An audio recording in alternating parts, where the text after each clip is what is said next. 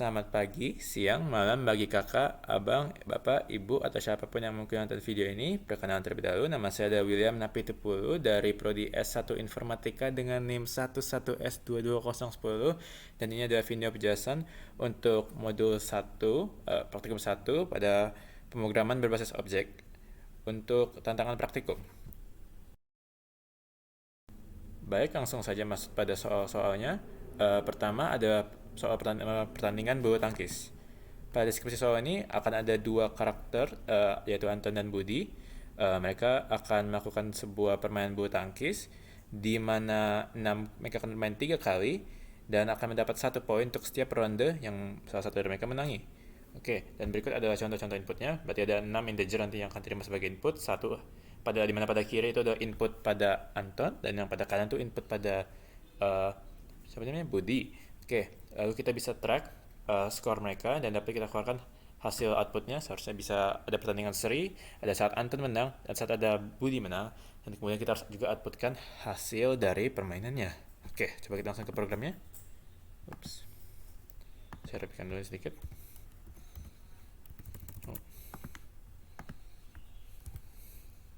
Oke, kalau lihat pada program ini, pertama kita akan membuka Java dulu. Sebelumnya kita akan melakukan input output, berarti kita akan perlu import sebuah package bernama java.util.scanner. Ini akan berisi semua yang kita perlukan untuk melakukan input. Oke, lalu kita deklarasikan kelas kita. Pada praktikum ini di kelas kita diberi penamaan sebagai berikut, berarti filenya juga harus diberikan nama sebagai berikut.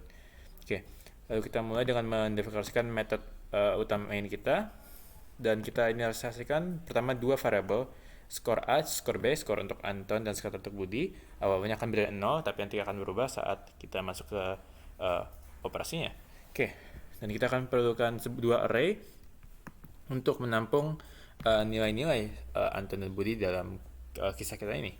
Lalu karena kita melakukannya input, berarti kita perlu sebuah objek untuk melakukan input output tersebut. Berarti pertama scanner yang kita beri nama sebuah variable yang akan menjadi nampung scannya, menampung inputnya namanya SC, bisa namanya apa saja. Lalu lanjutin dengan kata kunci new, keyword new, scanner, dan artinya system.in karena kali ini melakukan input. Oke, coba saya jelaskan sedikit saja lebih in depth pada ini.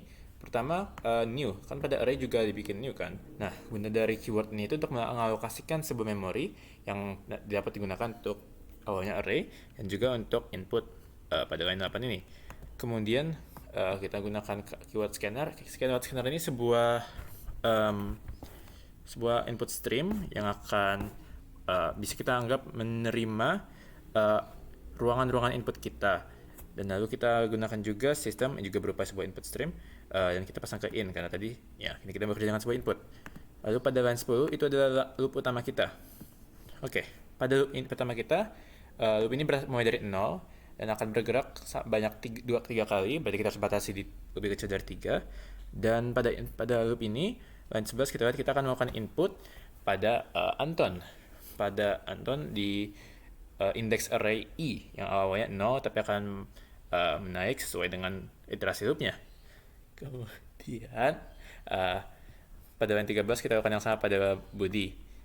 Oke, lalu kita masuk if statement pertama kita. Nah, if statement kita akan ada beberapa ada dua kasus. Kasus ketiga dianggap sebagai defaultnya.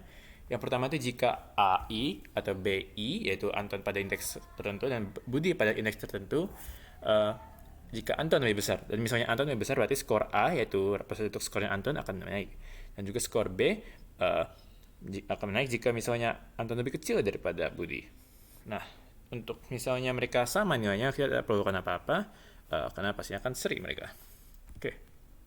Dan sekarang jika skor lebih besar dari skor B, kita akan mengeluarkan output dengan system.out.println. Itu adalah statement print kita yang juga berakhir dengan sebuah return value pada akhir-akhirnya. Nah, setelah itu kita juga mau outputkan tadi kan hasil akhirnya atau berapa skor mereka pada akhirnya. Jadi itu kita gunakan print statement yang sama, lalu variabel dari berapa skor Anton ditambah ini memang cara kita menggabungkan dua potongan data dari sumber yang berbeda. Jadi pakai tanda plus. untuk spasinya karena ada dijarakan tadi kita lihat di contoh outputnya ada spasi dan juga skornya Budi. Untuk situasi yang sama, untuk situasi if yang sama, yang lain itu sama, cuma perbedaannya ya yang pada print statement pertamanya itu yang seperti ini kan Budi memenangkan pertandingan dan setelah lagi pertandingan seri dan yang awalnya Anton memenangkan pertandingan. Oke, coba kita runkan. Ups, saya tak sengaja ini. Oke. Saya runkan begini saja. Coba sih. Sini. C1 underscore C1. Ups. C1 underscore S22010 dot Java dan Java. Ups, Java C1 underscore S22010. Oke. Dan seharusnya sudah keren. Oke. Coba pada ronde 1 saya bilang Anton menang jadi 10 dan 5. Kemudian coba kita bikin Anton menang sekali lagi 3-2. Dan kita kasih si Budi menang sekali ya 6-7. Oke, dan dibilang bahwa Anton menangkan pertandingan dengan nilai 2-1. Coba kita menggunakan beberapa contoh pada test case yang di sini di soal. Coba kita bikin misalnya pertandingannya seri. Oke. 6-4 11-11. Coba juga 2 dan 7. Dan ya pertandingan seri 1-1. Coba kita kasih Budi kemenangan sekali saja. 2-5 1-9 juga 0-0. Dan ya Budi memenangkan pertandingannya. Oke, di program ini siap dan kita akan lanjut ke soal selanjutnya. Oke, pada soal selanjutnya ada yang bernama perbedaan diagonal. Pada soal ini kita akan memiliki sebuah matriks persegi atau sebuah matriks persegi yang akan memiliki nilai-nilai integer sebanyak n kali n banyak. Oke, ini contoh sebuah matriks perseginya. Ada 3 kali 3 dan ada angka 1, 2, 3, 4, 5, 6, 9, 8, 9. Nah, misi kita ini akan mencari perbedaan diagonal antara kedua diagonal yang terdapat pada matriks ini. Dan kedua diagonal itu mulai dari yang pertama adalah dari kiri kanan dan dari kiri atas ke kanan bawah dan dari kanan atas ke kiri bawah. Yang pertama sini adalah 1, 5, 9 dan yang kedua sini adalah 3, 5, 9. Jika kita jumlahkan semuanya tiap diagonal 1 ada 1 tambah 5 tambah 9 yaitu 15 dan pada yang selanjutnya adalah dari 3 tambah 5 tambah 9 yaitu 17. Dan kalau kita lihat nih, hasilnya nanti itu akan ada 15 kurang 7 yang akan berupa antara nilai absolut karena akan kita cari perbedaan atau selisihnya. Jadi mana yang lebih besar dikurangkan. Oke, dan ini ada contoh program saya jalankan. Dan misalnya 0 kali 0, kita langsung mengeluarkan output berapa? Ya, 0. Oke, di sini ada contoh satu lagi. Misalnya kita ada 11, misalnya kita bikin input mana mau matriks itu 3 kali 3, berarti ada 11, 5 min 12, itu kan menghasilkan 4 nanti. Berarti yang angka negatif juga harus dihitungkan. Jadi terus ada lagi, kalau misalnya 4 tambah 5 tambah 10, itu 9. Dan ingat, kita perlu nilai absolut. Oke, jadi kalau kita masuk langsung ke programnya. Harusnya saya bersihkan nih. Oke. Pertama, tadi kan karena ini juga menggunakan input, kita perlu package java.util.scanner. Tapi karena tadi juga ada berhubungan dengan absolut, untuk mempermudahkan, saya juga pasang suatu dari package java.lang.math. Nanti ada sebuah method untuk melakukan penghitungan mutlak secara otomatis. Oke. Penamaan filenya harus ingat sama dengan penamaan kelasnya, dan penamaan kelasnya tadi saya tentukan seperti berikut formatnya. Oke, dan pertama kita akan memerlukan dua variabel untuk menyimpan hasil total dari diagonal-diagonalnya. Dan juga kita akan perlu answer, ini nanti akan jadi jawaban akhir, dan juga size, nanti ini akan jadi input dan akan besar dari matriks kita ini. Oke, juga kita perlu sebuah variabel, sebuah objek untuk menerima input pada line 7 berikut ini. Lalu size.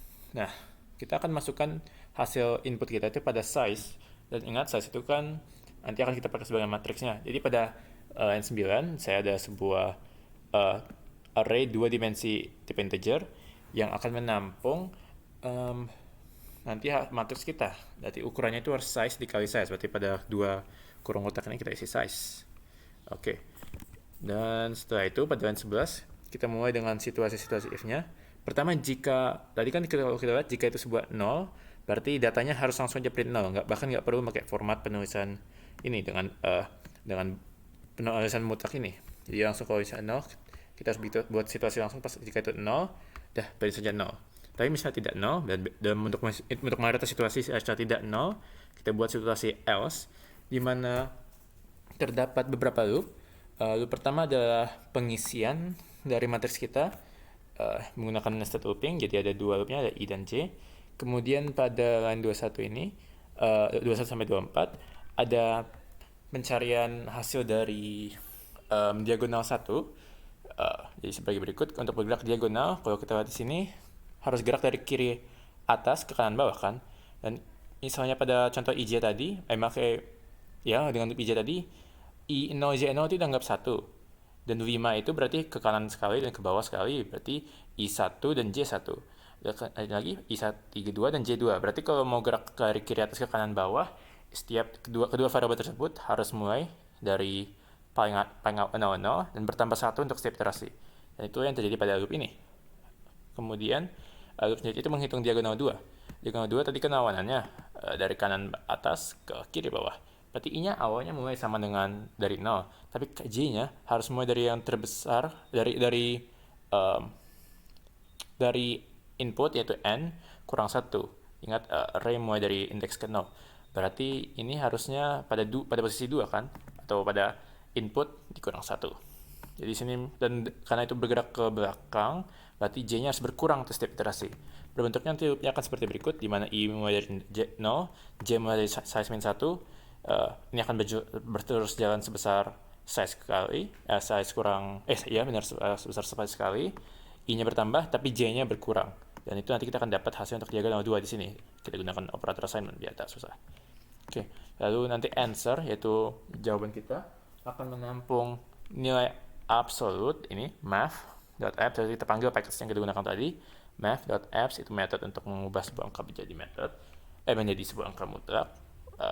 Diagonal 1 kurang diagonal 2. Jadi misalnya tadi, nanti jika misalnya angkanya negatif akan menjadi positif pada situasi ini.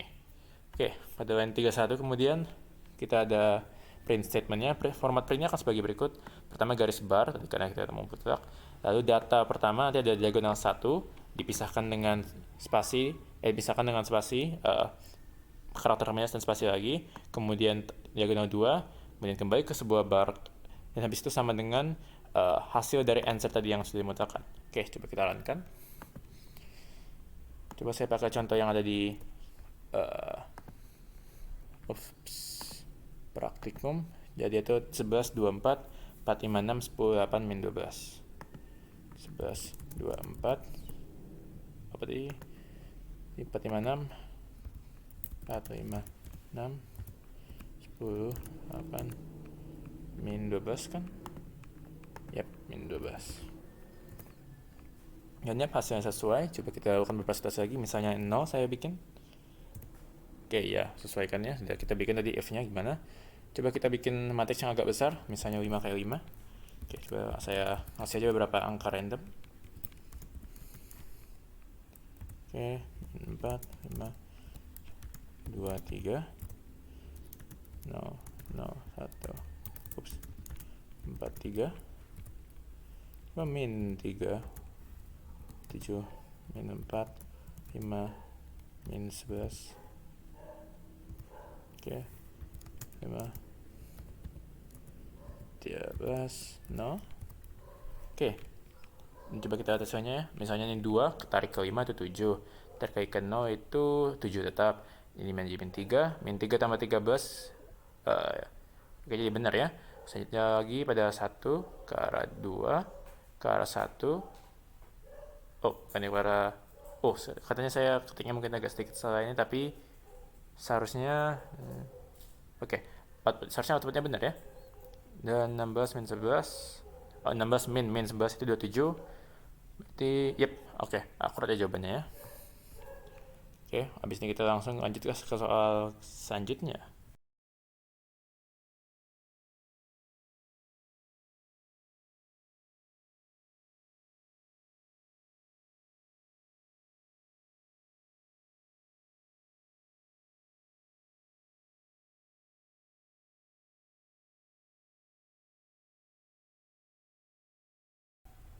Oke, baik, kita masuk ke soal ketiga yang namanya kurang lebih. Pada contoh soal ini kita akan memiliki sebuah kumpulan array dari bilangan. Nah, tujuan kita ini akan mencari rasio berapa saja banyak bilangan yang positif, negatif, dan nol pada total pada jumlah arraynya. Nah, di sini kan kita ada 5 contoh array. 5 contoh elemen pada sebuah array. Nah, dan di situ ada 1, 1, 0, min 1, min 1. Ada berapa jumlah positif, berapa bilangan positif, berapa bilangan negatif, dan berapa bilangan 0. Di situ ada 2 ada 2 positif, 2 negatif, dan 1 0. Berarti seharusnya rasionya itu sebagai berikut. Dan pentingnya di sini kita juga diminta agar ada 6 angka di belakang desimalnya. Oke, berarti kita akan menggunakan sebuah formatting pada print statementnya, dan ini ada satu contoh outputnya. Oke, langsung saja masuk ke codingannya. Alright. Lagi-lagi kita gunakan package java.util.scanner karena perlu input. Nah, dan sekarang kita ada tiga integer yang awalnya mulanya 0. Ini untuk menghitung berapa banyak bilangan positif, negatif, ataupun 0 nanti pada kisah kita. Lalu juga sebuah variable num. Ini akan menjadi angka elemen-elemen yang ada pada array kita. Lalu scanner untuk sebagai objek itu input. Lalu total ini ada yang akan diisi dengan input kita dan akan menentukan berapa kali nanti loop yang pada line 11 ini akan berjalan. Jadi loop ini akan jalan sebanyak num kali pada line 12 itu kita isi num dengan input kita yang pertama, maksudnya input kita yang kedua tapi pertama pada iterasi ini.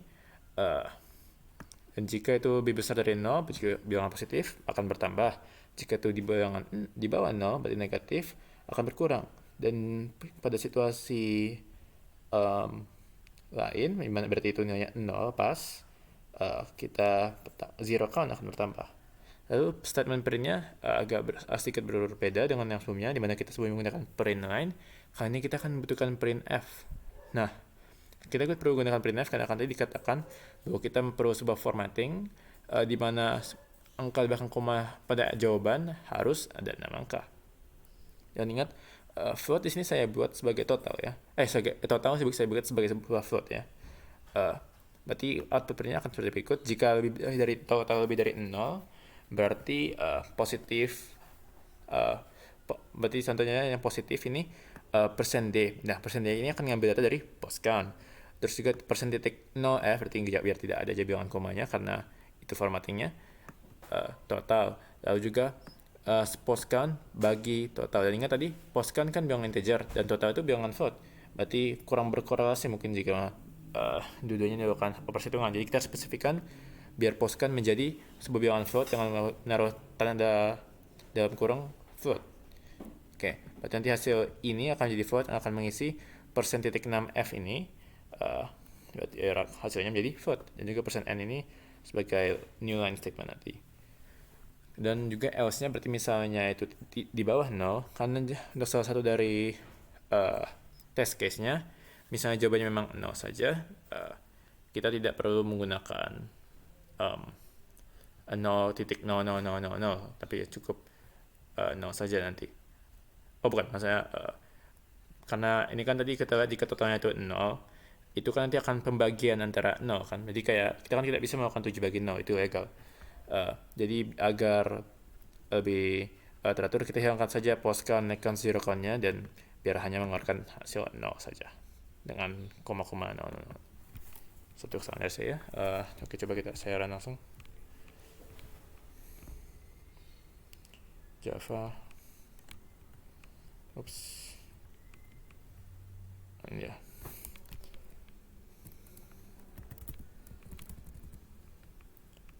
Oke. Dan keren. Jadi saya compile, baru saya run-nya. Oke, coba saya mau ada 5 angka. Coba saya test case-nya dulu ya. 110 min 1 min 1. Dan kalau kita lihat inputnya sesuaikan dengan yang tadi, coba kita bikin punya kita sendiri.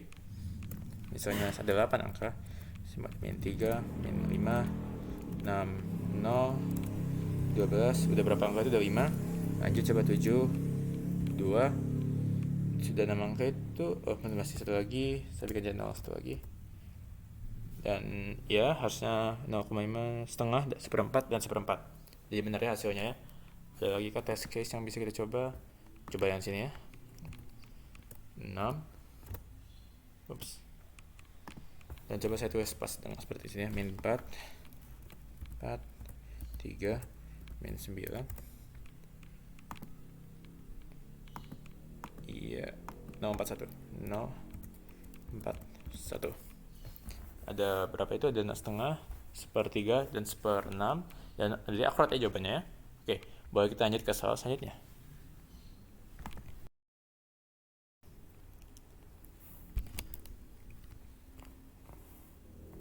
Oke, pada soal ini kita akan membangun sebuah tangga dengan karakter pagar. Nah, kalau kita lihat di sini ada sebuah tangga yang menggunakan sebuah pagar dan sebenarnya spasi ya. Jadi aslinya itu bukan kosong ya kalau kita lihat di sini. Tangga-tangga tersebut itu akan setinggi n. Dan kalau kita lihat format tulisannya, tangganya di paling bawah itu adalah n banyak dari pagar. Tapi makin ke atas itu menjadi n-1, di mana 1 akan berubah jadi 2, makin dan akan berincrement sama itu naik tangganya. Tapi kita akan tulis dari atas ya. Jadi coba kita langsung saja ke programnya. Right. Seperti biasa, Java Util Scanner, penamaan file, standar-standar. Lalu kita num, ini akan menjadi variabel yang nanti kita isi dengan sebuah objek scanner, berapa panjang dari tangga kita itu. Oke, ya nanti kita akan tangga ini kan sebenarnya bisa kita anggap sebagai kotak dua dimensi, bukan? Karena sebuah persegi dua dimensi kan, soalnya sebenarnya kan yang bagian kosong ini bukan kosong, tapi karakter spasi ini. Masih bisa saya blokir ini kan. Berarti kita harus bisa ganti agar kita tahu kapan untuk ngeprint spasi dan kapan untuk ngeprint pagar. Jadi ini kita tahu jika num lebih dari 0. Lakukan print seperti print tanggaku dulu karena di sini minta tanggaku sebelum pagar tangganya.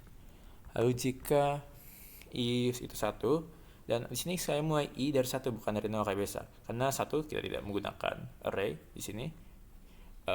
Dan 2 dikarenakan kita tidak menggunakan, kita perlu agar iterasi loop kita dapat mempengaruhi berapa banyak spasi dan pagar yang kita mau outputkan. Jadi kalau kita pada loop pertama ini, jika i dan j mau ada 1, berarti batasnya harus lebih kecil sama dengan buahnya lebih kecil. Oke, dan akan beri implementasi setiap loop. Jika j lebih besar dari num min i, berarti jika iterasi ini bukan iterasi yang ke i, maksud saya itu kalau kita lihat sini, misalnya ini kan ada 4 kan, ini tinggi 4, berarti sebelum itu ada 3 spasi baru karakter pagar kita. Selanjutnya ada 2 spasi baru 2 pagar, ada 1 spasi baru 3 pagar, baru n banyak pagar. Oke, jadi di sini tuh kita akan atur j sama j lebih besar dari berapa iterasi, berapa tinggi tangga kita dikurang iterasi i, dan i akan berinkrementasi setiap kali tangga kita melewatkan. Maksudnya itu berarti i itu akan makin nurun tangganya akan makin besar. Mana awalnya itu 1, berarti 4 kurang 1, berarti ada 3 spasi. Berapa 4 kurang 1? 3, masih 3 spasi. Nanti i ada 2 spasi saat ke loop kedua, karena itu ada i 4 kurang i, yaitu i nya 2, berarti 2. Habis itu 4 kurang i, mana i itu 1, itu 3, berarti balik nanti cuma ada 3 paragraf dan 1 spasi. Oke, jadi setelah semua ini kita juga bikin printnya kan. Printnya itu akan print pagar setiap kali j besar, dan akan print spasi untuk else nya jika j nya bukan lebih besar dari num kurang i. Lalu di luar loop yang j, karena kita perlu sebuah new line, kita cukup buat sebuah print new line statement di sini. Dan boleh kayaknya kita run kan ya. Coba saya bikin saja 4. Yap, jalan. Coba saya bikin saya 7. Ya, bisa juga saya bikin sedikit besar. Oh, coba 0 dulu, saya bikin 0. Ups. Oke. Saya atur biar itu 0. Yap, tidak ada yang keluar. Coba saya atur sebagai mungkin 10. Yap, itu seharusnya 10 ya masih. Yap, 10. Coba saya bikin mungkin 50. Kayaknya akan berjalan agak lama ini. Ya, tadi lumayan cepat. Yap, ini ada 50 tangga pagar. Dan ya, kayaknya selesai untuk soal ini. Baru kita lanjut ke selanjutnya.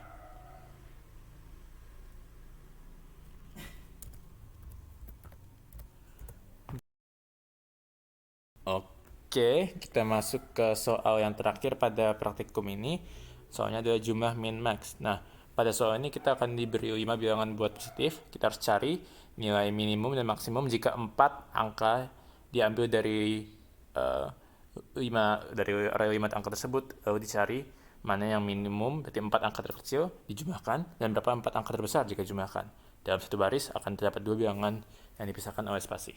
Nah, bagi berikutnya, seperti kita akan perlu sebuah array terlebih dahulu ya. Jadi array itu akan harus dapat angka 5 angka, dan kita mau cari angka, dan biasanya kita cari angka 4 angka terkecil, dan kita jumlahkan berapa hasilnya. Dan misalnya kita cari 4 angka terbesar, kita jumlahkan berapa hasilnya. Oke. Jadi gimana? Sebagai berikut, kalau kita lihat di sini, kita lihat di sini ada ada inisiasi yang seperti sebelumnya, Java Detail Scanner, penambahan file, bla bla yada yada. Lalu kita ada sebuah variable int temp. Nah, temp ini akan kita gunakan sebagai buffer atau penyimpan sementara. Saya akan jelaskan pas masuk ke loopingnya.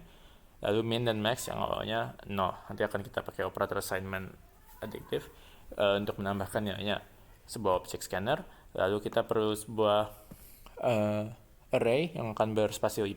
Ini akan untuk menampung berapa sih nanti nilai-nilai array-nya. Lalu pada looping yang pertama, pada line 8 sampai line 11 ini, kita akan masukkan apa saja data-data yang akan kita masuki pada array kita. Jadi array i, yang mana i akan naik tergantung indeksnya, akan diisi dengan objek scanner kita berupa integer ya, dengan next in. Lalu pada line 13 sampai 21, coba saya jelaskan dulu apa cara saya melakukan loopingnya ini. Nah, saya melakukan loopnya ini dengan bantuan bubble sort. Berarti yang saya lakukan tuh, saya sortir terlebih dahulu array-nya agar mulai dari angka terkecil ke terpaling besar. Nah, jadi bentuknya akan sebagai berikut ya, di mana loopnya itu akan berjalan sebanyak 5 kurang 1 kali, karena 5 kurang 1 kali pada sebuah nested loop, dan juga pada loop yang keduanya dikurang 5 kurang i kurang 1 kali. Mengapa berikut? Karena algoritma bubble sort biasanya kan akan mengecil sama sortingnya sudah berjalan. Berarti makin tersort, makin tidak perlu lagi kita ulang lagi paling awalnya kan. Oke, jadi loopingnya akan seperti berikut. Jika rj lebih besar dari rj plus 1, berarti jika salah satu angkanya itu lebih besar dari angka selanjutnya, akan kita setor angka rj atau angka sementara kita dalam variable temp. Nah, setelah itu rj, ingat temp itu buffer ini, temp ini sekarang berisi nilai rj ya, baru rj kita ganti dengan nilai pada selanjutnya rj plus 1. Tapi rj plus 1 kita ganti dengan nilai yang telah tersimpan dalam temp. Dan ingat temp tadi itu apa? Temp itu tadi rj awalnya. Tadi bertukar kalau misalnya salah satu lebih besar dari selanjutnya. Oke, berarti nanti selesai algoritma sortir ini, sebaiknya tersortir lah ya semua data dalam array kita. Berarti kita bisa masuk ke line 23 ini. Di ini akan kita lakukan penjumlahan antara 4 angka pertama dan 4 angka terakhir. Karena memang kita juga cuma ada 5 karakter, karena tidak perlu kita bikin dua loop, cukup bikin saja i plus 1 di salah satu loopnya. Berarti ini akan mulai dari angka kedua sampai angka kelima, yaitu 4 angka terbesar, dan yang min itu angka pertama sampai angka keempat, yaitu 4 angka terkecil. Lalu printnya cukup, formatternya tidak terlalu rumit, cukup sebagai berikut. Jadi coba kita runkan ya.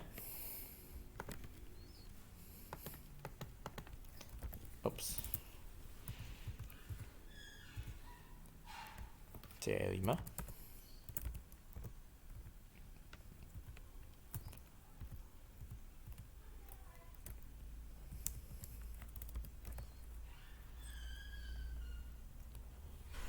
Oke, coba saya masukin saja 3 seperti di awalnya ya, pada test case 1, 3, 4, 5. Oke, akurat. Coba saya acak-acak ini, tapi angkanya sama, 3, 2, 4, 1, 5.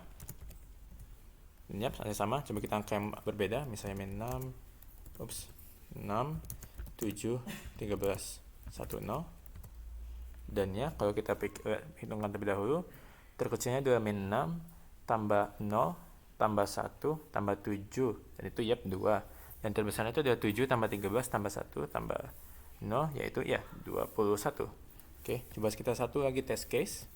Misalnya saya masukkan besarnya min 2, min 3, misalnya terus 22, kemudian 11, coba 0. Dan yap, seharusnya itu min 2, min 3, min 11. Oke, benar ya. Adakah test case lain di sini? Katanya tidak. Oh, coba yang pas pada awal ya. 1, 3, 5, 7, 9. Oh, 7, 9. Dan yap, 16, 24 kalau tidak salah tadi. Ya, oke. Berarti, oke. Kayaknya saat ini saja untuk hari ini. Kurang lebihnya mohon dimaklumkan. Dan yap, ini untuk akhir untuk praktikum ini. Terima kasih.